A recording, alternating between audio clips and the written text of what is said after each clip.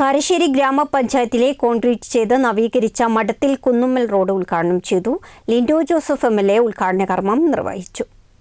തിരുവമ്പാടി MLAയുടെ പ്രത്യേക വികസന ഫണ്ടിൽ നിന്നും 5 ലക്ഷം രൂപ ചെലവഴിച്ച് 103 മീറ്റർ കോൺക്രീറ്റ് ചെയ്ത കാരശ്ശേരി പഞ്ചായത്തിലെ മഠത്തിൽ കുന്നുമ്മൽ റോഡാണ് ഉത്സവാന്തരീക്ഷത്തിൽ നടന്ന ചടങ്ങിൽ ഉദ്ഘാടനം ചെയ്തത്. തിരുവമ്പാടി MLA ലിൻഡോ ജോസഫ് ഉദ്ഘാടന കർമ്മം നിർവഹിച്ചു.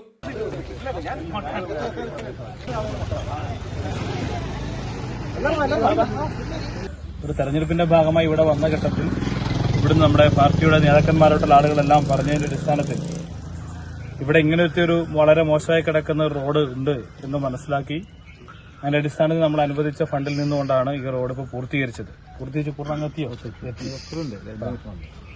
അപ്പോൾ നമുക്കതിന്റെ ബാലൻസ് ഉള്ള പ്രവൃത്തികൾ കൂടി പൂർത്തീകരിക്കേണ്ടതുണ്ട്. നമ്മുടെ മുന്നിലൂടെ പോകുന്ന റോഡും ജില്ലാ പഞ്ചായത്ത് നമ്മുടെ ജമീല മെമ്പർ ജില്ലാ പഞ്ചായത്ത് മെമ്പറായിരിക്കെ ചെയ്ത റോഡാണ്. അതിൽ ഒരുപാട് വികസന പ്രവർത്തനങ്ങൾ നമ്മുടെ ഈ പ്രദേശത്ത് ആകെ നമ്മൾ നടപ്പിലാക്കുന്നുണ്ട്.